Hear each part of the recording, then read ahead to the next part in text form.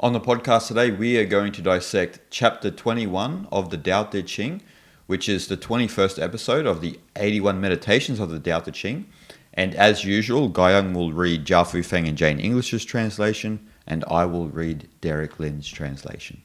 The greatest virtue is to follow Tao and Tao alone. The Tao is elusive and intangible. Oh, it is intangible and elusive, and yet within its image. Oh, it is elusive and intangible, and yet within its form. Oh, it is dim and dark, and yet within its essence. This essence is very real, and therein lies faith. From the very beginning until now, its name has never been forgotten. Thus I perceive creation. How do I know the ways of creation? Because of this.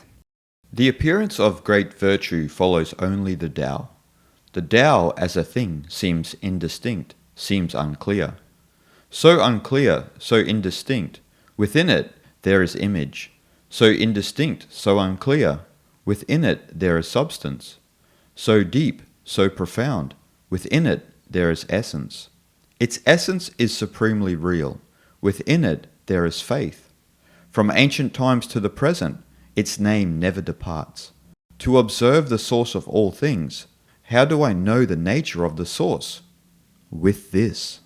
In this chapter, Lao Tzu is trying to explain to us that even though the Tao is mysterious, as he explains in the first chapter of the Tao Te Ching, we can somewhat know it through our experience. We can know it and we can feel it. And as the first two lines suggest, we can especially know this with virtue, by harmonizing with the power of Tao. And that's why we have the word de in the Tao Te Ching, right? It's translated as virtue or power. Yeah, the greatest virtue is to follow Tao and Tao alone. That first line sums up what this book is about. The book or scripture of the greatest virtue from following the Tao, basically, right? And the virtue here is not about the ethical or moral concept or duty kind of meaning. It's more so, again, ability, power, or grace that you gain from following the Tao, the way. Yeah, that's right. And in doing that, to attain that virtue of the non-virtuous is to let go and to trust. As it says in the chapter, we need to actually, with the Tao is the most real thing in the world, more real than existence itself, because we sense it and we feel it. Yes. And so we, in some sense, have to have faith. They use faith, and Derek uses faith in the translation, which trust is a better word, possibly. We need to trust the Tao. We need to follow the way, and that's actually how virtue is attained. And often in these podcasts, I use the river analogy to explain that, where when we're fighting the river, or when we're holding onto the banks, like when we're fighting the current, or we're holding onto the banks of the river, then we suffer and we get worn out, and then we get dragged away down the river. The skill is to not fight the current, to let go of the banks, and to allow the river's power to become your power. That's what De is. Yes. That's the power of the Tao. That's the virtue of the non-virtuous. Yes.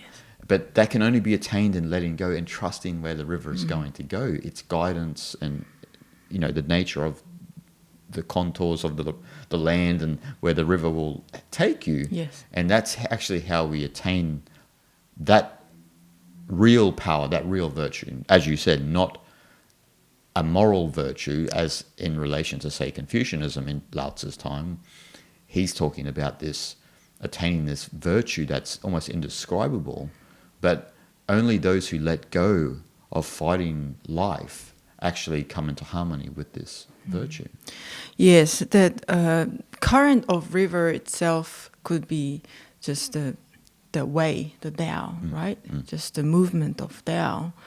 And skill, I like that word actually, skill or ability to let go of your will to fight against the current, but to go with the current, the letting go that your own will, that you can be one with the current. That itself is that the ability, power and skill, isn't it? Yeah. And that's why Lao Tzu is saying in this chapter that we can know the Tao, but we have to let go and trust the Tao in our life. And that's a big theme within all of the Tao Te Ching is that trust. And, he goes into a very vague explanation. Like if you don't know a lot about Taoism, then you'd read this chapter and think, well, it says here it seems indistinct, seems unclear. But then Lao Tzu's kind of explained that we can sort of know it. We can know its substance, its essence. Yes.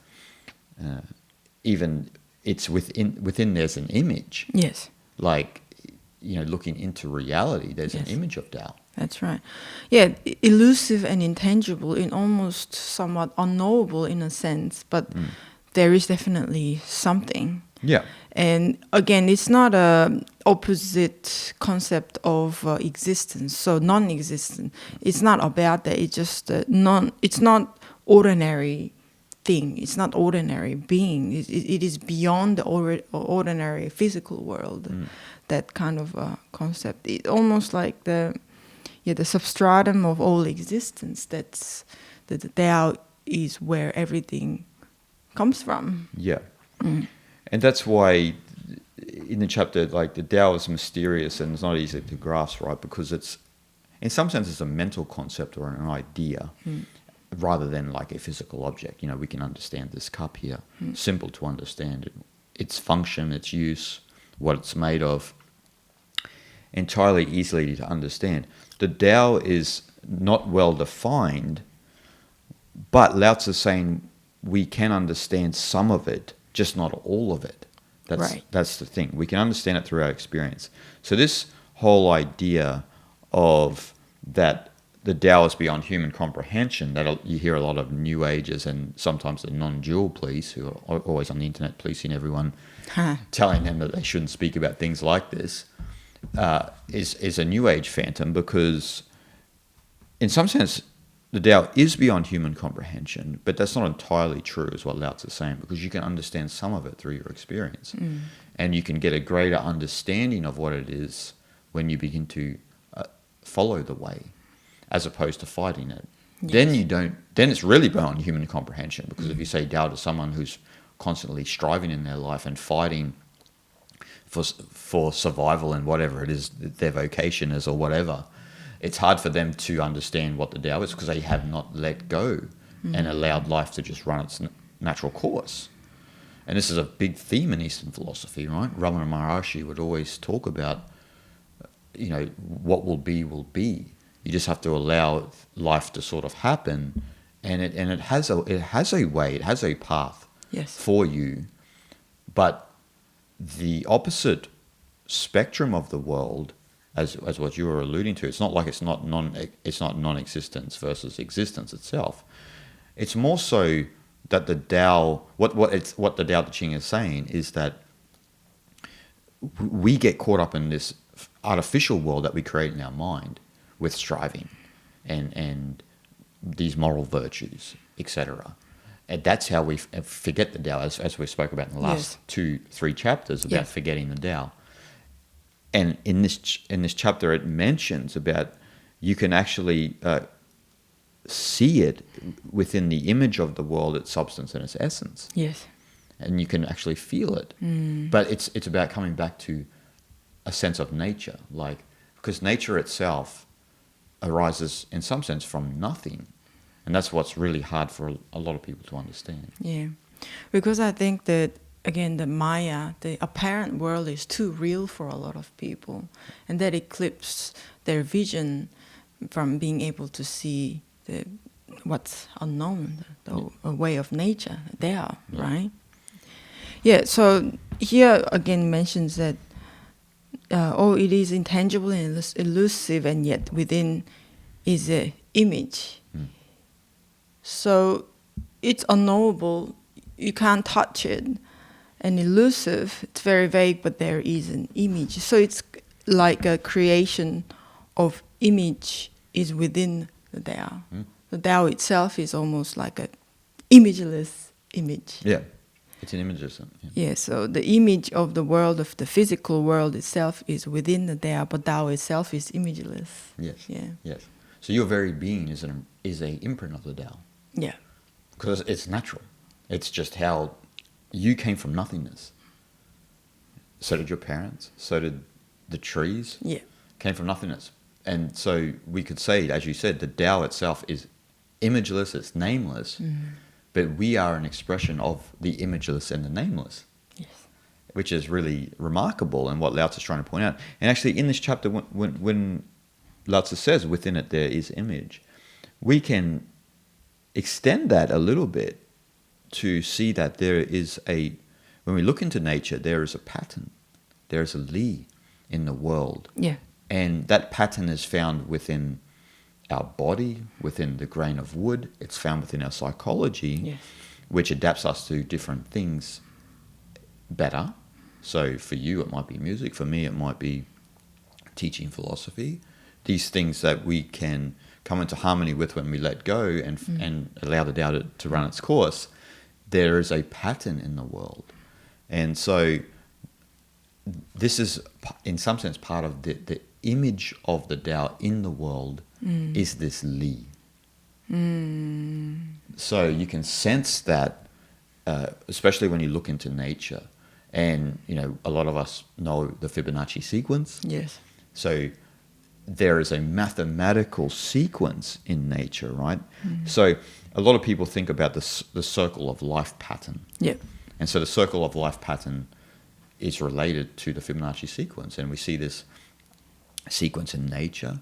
And this actually goes back into ancient times because Rishi Pingala from 600 BCE in India had formulated the Fibonacci sequence before Leonardo Fibonacci in the 13th century. And there's a whole lineage actually in India.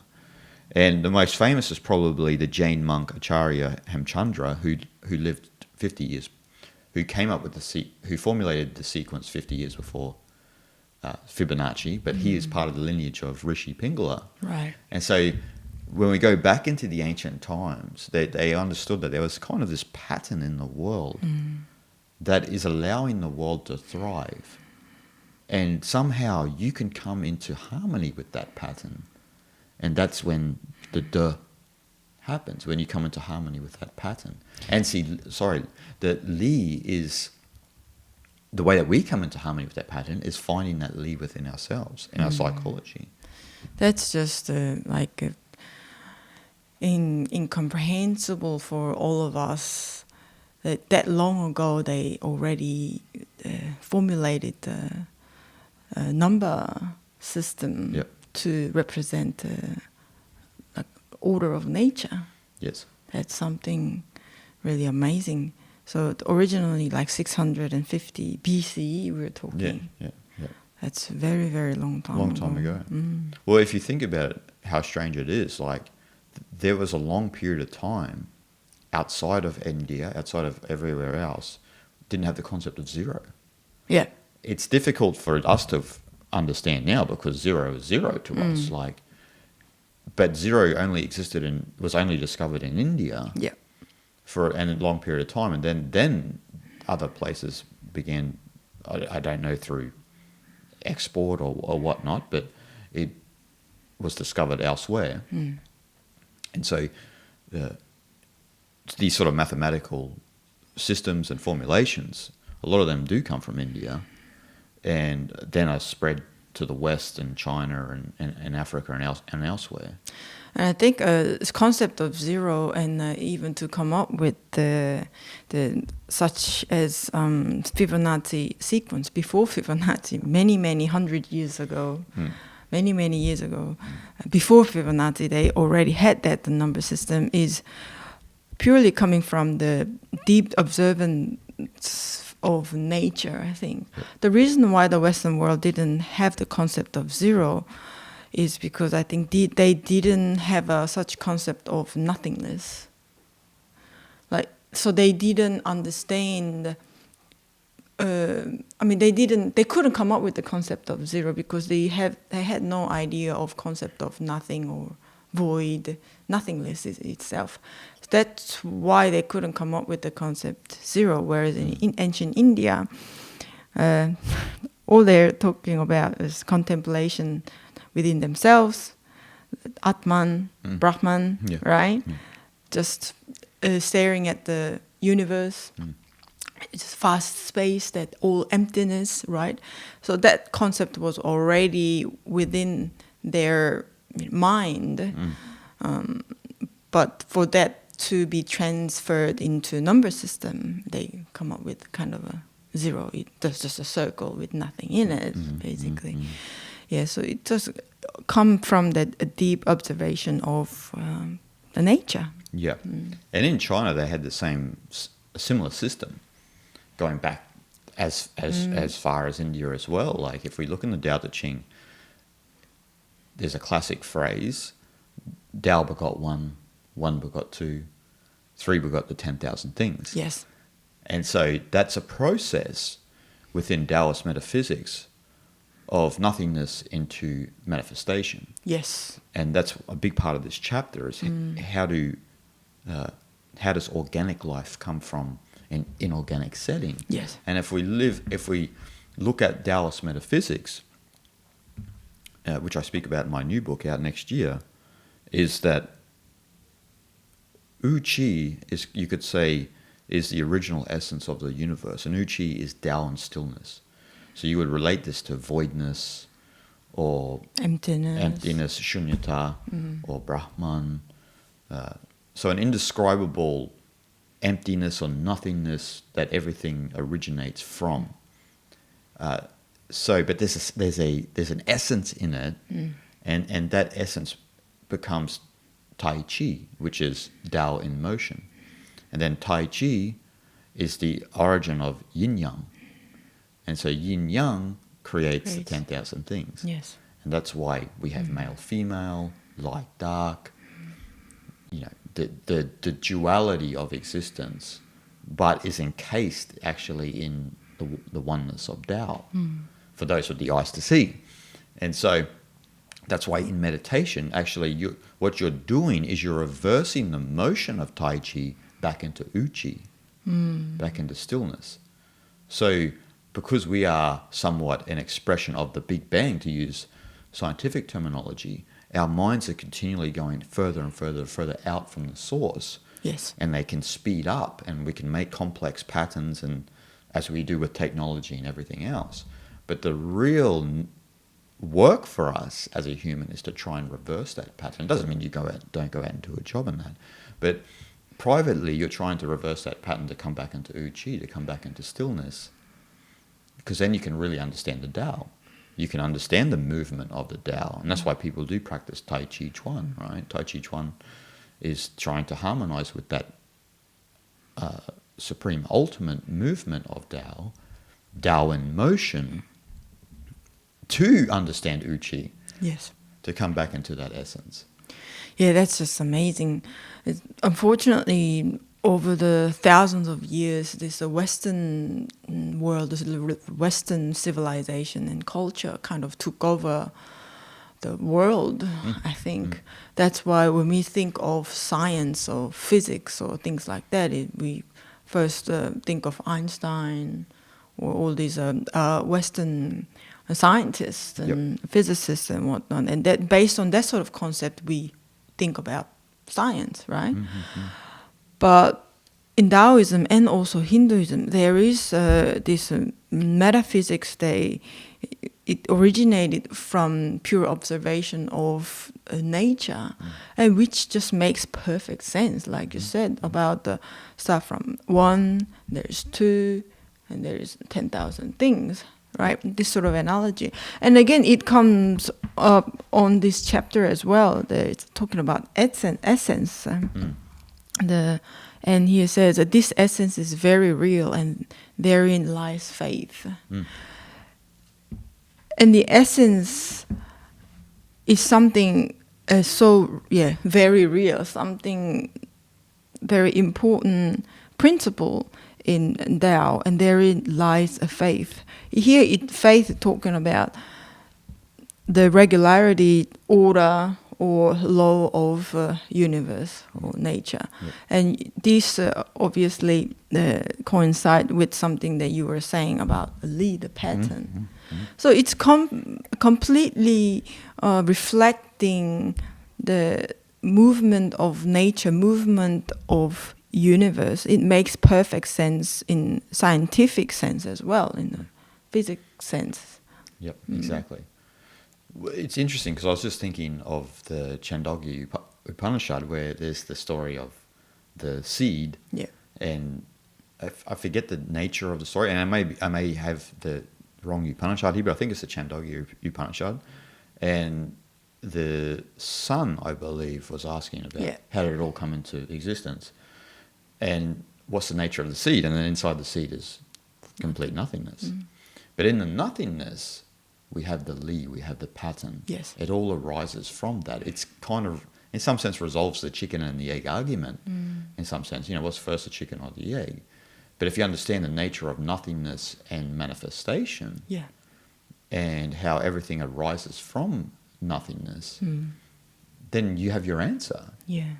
But as you were saying, like a lot of the West kind of control the narrative of scientific lingo and education, so we lose touch of these metaphysical systems that actually explained a lot of things 3, 4, 5,000 years ago, maybe longer in some instances. It's a quite sad thing. I mean, I was born and raised in South Korea, but unfortunately, it seems like education, as you mentioned, education and society in general are so much upholding the Western way, really. And again, the education is all based on Westernization, and it's really difficult to find anyone who were educated in this ancient knowledge of the East, right? So it's quite a sad thing. I would actually say that Western world monopolized the world in the cultural way, but at the same time, the people who are and come from non-Western countries also supporting the Western way. That's another problem as well. And the irony is, most of our audience is Western. Yes. So Westerners are actually thirsty for ancient knowledge because the current system and the current culture of the world doesn't seem to be natural, doesn't fit with a lot of people. And that's why a lot of people have turned to Eastern spirituality, mysticism, philosophy, whatever you want to call it. Yes. Why I started studying it when I was younger as well. Like things in the Western world never sort of made sense to me, particularly like when the only religion in the West primarily is Christianity. And for me, that is a philosophy that's out of sync with nature and out of sync with the way things are.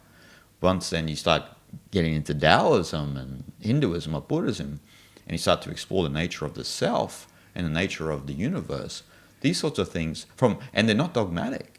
Yes. And that's what's really refreshing. Like they're not asking you to believe, because the idea in some of the Abrahamic faiths is that if you don't believe, then you're a sinner. There's the believers and the non-believers, right? And there's not any of this sort of dichotomy in Eastern philosophy. Yes, it's much more inclusive, and it's much more like nature-based philosophies, and again, this constant progressed what the Western world continuously promoting. The constant progress, it just doesn't seem right, doesn't feel right. No. And in the process of constant progress, seem to have too much problems. I think that is why a lot of people look into Eastern traditions, and as you mentioned, it is really refreshing, because the study of nature, and nature is a cyclical. Yep. And we are studying the pattern of nature, law of nature, because again, that place is where we all come from. Yeah. Well, the nature of constant progress comes from an unsteady mind. Comes from a mind that can't be still. And so it's not that we're not creating wonderful things with some elements of progress, but there's a lot of things that we lose in the process. And that's the point of these ancient traditions, is that though you can say, okay, these ancient traditions, they're more traditional, but the thing is that the whole aspect of these traditions is to have a settled mind. It's not to follow your mind, your active mind, your young mind, all the way to its nth degree, where you create new things and then you've got this whole process of inevitable progress. You've got to find the yin-yang balance. You have to primarily remain in the yin, as Lao Tzu recommends, Yes. as opposed to constantly following your active mind, where then we create all of these things and it feels very unnatural. And that's what a lot of us are kind of intuitively sensing. So it doesn't feel right. Doesn't feel right. Yeah. All of this technology, all of this progress, all of these mind pathogens that develop because of that, it doesn't feel right because it's not right. It's not natural. And that's what a lot of us are starting to realize. And so you see this keen interest of people in the modern day for ancient teachings. And it's interesting in this chapter, before we move on, where Lao Tzu mentions the ancient way. He mentions the ancient teachings. And it's interesting because like we often think that when he mentions like from ancient times to the present, that he's kind of speaking to us from where our perspective, but he's speaking from his perspective. From ancient time to present when he is. So like what we were talking about before, how old these teachings can be. They can go back 5,000 years. Who knows? Yeah. Who knows how long Who ago? knows how long? So Lao Tzu, in a sense, according to him, he's including like Fu Xi, Huangdi, and the I Ching. So, and you can be getting back to 3000 BCE here. I mean, if you go further and further, depending on if you believe in some of these people who existed within the history of China. Because, you know, there's a lot of conjecture that Fu Xi may not have existed, and you know, you got the Yellow Emperor, but according to him, that's the ancient teaching. So, so all the way from that time, there's been this lineage of understanding the Tao, that everything arises from nothingness. But then Lao Tzu and Zhuangzi formulated these scriptures to allow other people to understand it at a deeper context. Because in some sense, if you don't understand the ins and outs of the I Ching, for example, it can be very complex if it hasn't been explained to you in a correct manner. Because it's not just a book of divination, it's a book of wisdom as well. It's a book of understanding the processes of psychology and nature. But if you haven't been taught correctly, then it can be just gobbledygook, and you don't understand the ins and outs. Well, we witnessed that a lot with the I Ching oracles, and you just need to go and see it in the bookshop. You see it a lot. Exactly. So, like, the whole process, going back from way ancient times, was always about how does life come from non-life. So it was always about the genesis of the world. You know, so, and you find this everywhere through all religions, right? What's the genesis of the world? The Abrahamic religions will say God. You know, Taoism and Hinduism may have very similar beliefs about, through their metaphysics, you know, from nothingness to, and this is easily the best explanation. You know, everything comes from nothingness, comes from that ultimate absolute. And some people may say, yeah, but Brahman has substance, and it's like, yeah, but in the same context that Tao has substance as well, but it's encased in that nothingness. It's encased in the Uchi, the motion of the world, the Big Bang, so to speak, comes from that. Like the organic beings come from the inorganic being. Yep, exactly. And that, like, I don't know how to describe it. Yeah, it's hard to describe. Yeah, that inorganic, that the energy, the Uchi resides in that space. The space, Yeah. And it kind of explains the whole process of the universe, doesn't it? Like, if you look at that process, like you have Tai Chi arising from Uchi, and then you have Yin Yang, the 10,000 things, and then eventually the 10,000 things and the Yin Yang dissolve back into Tai Chi, and Tai Chi dissolves back into Qi, to be born again. So you've got this constant process. In Hinduism they will say the process of the breath of Brahma. The process of the Trimurti. So you've got the Brahma, the creative principle of the universe, Vishnu, the preserving or sustaining principle of the universe, which we are in at the moment, according to them. And then Shiva is the destructive process of the universe. I mean, you can apply that actually to yourself in a spiritual context, but I'm talking about it in the sense of the nature of the universe itself, the physical matter that we dwell in. And so, getting into the last parts of the chapter, where Lao Tzu says, how do I know the nature of the source? Because we've discussed that we need faith, we need to let go. Yes. The virtue. Yeah. But so how do we know this? And the last line is very vague, and there's a lot of philosophical debates about this. Jia Fu Feng and Jen English say because of this, and Derek says with this.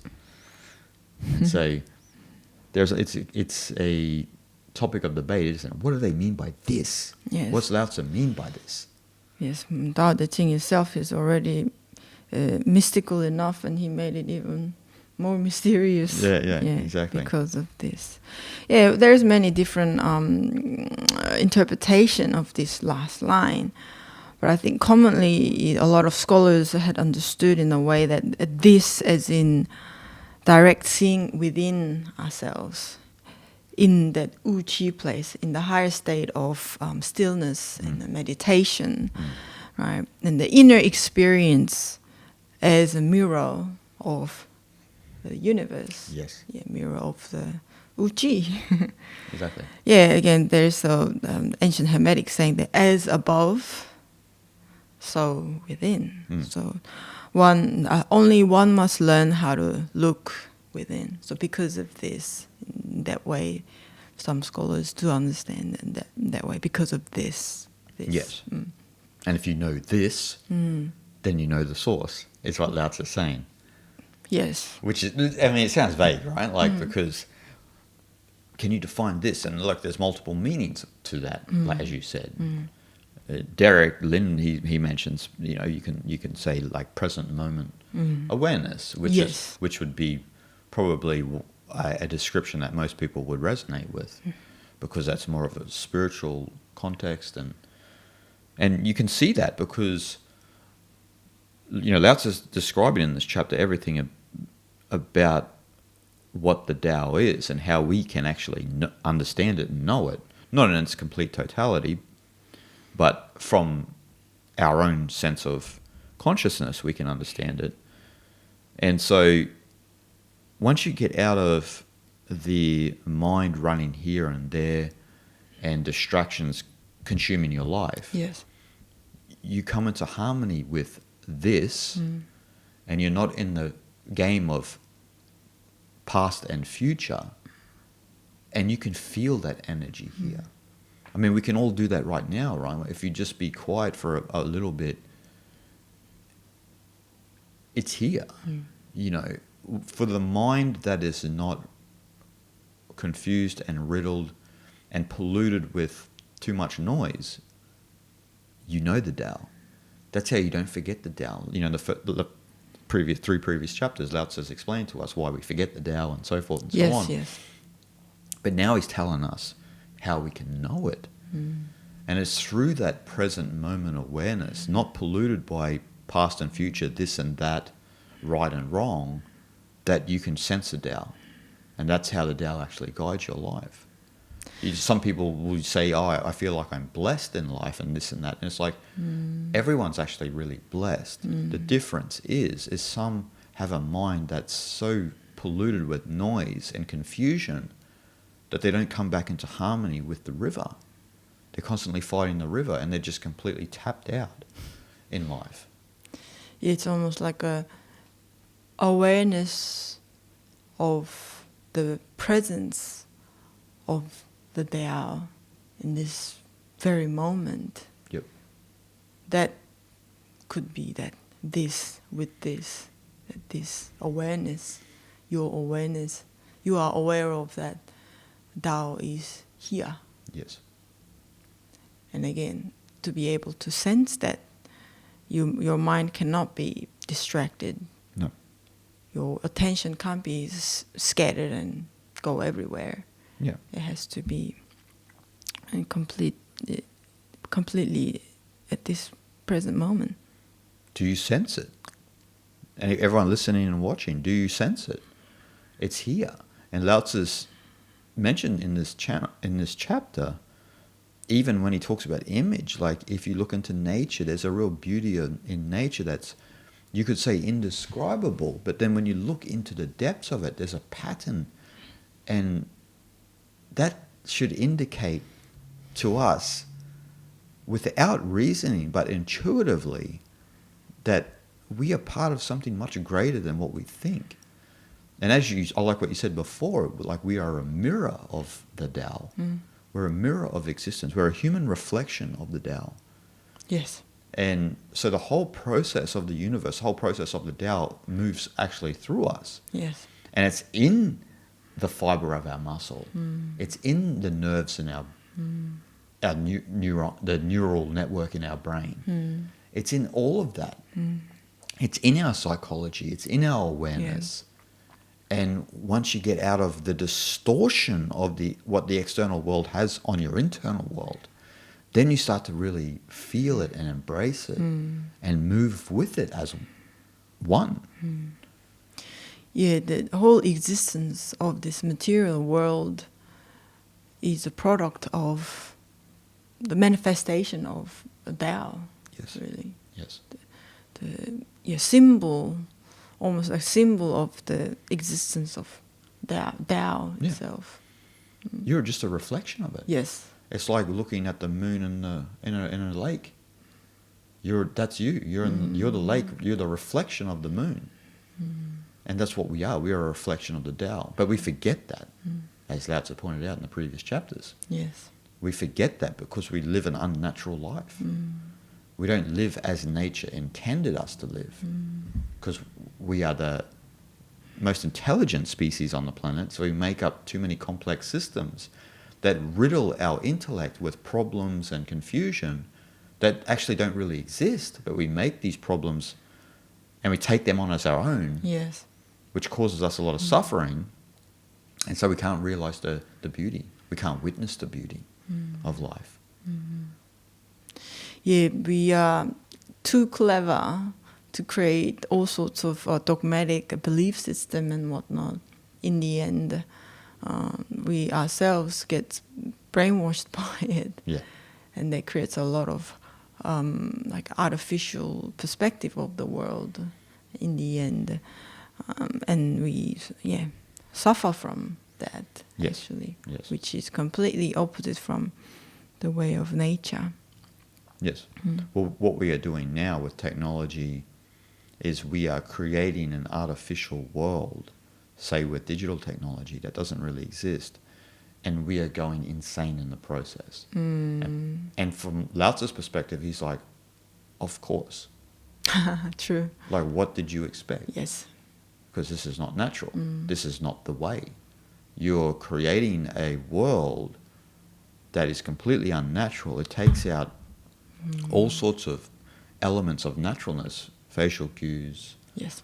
abilities to listen, empathize, have compassion. All of these things are gone because all you have to do is create a certain avatar online and you can spew any sort of vile to anyone, whether you know them or not, and it contributes to an insane community or Right. society. That's why, again, our culture and art is destroyed, really. Yeah. They don't exist anymore. No.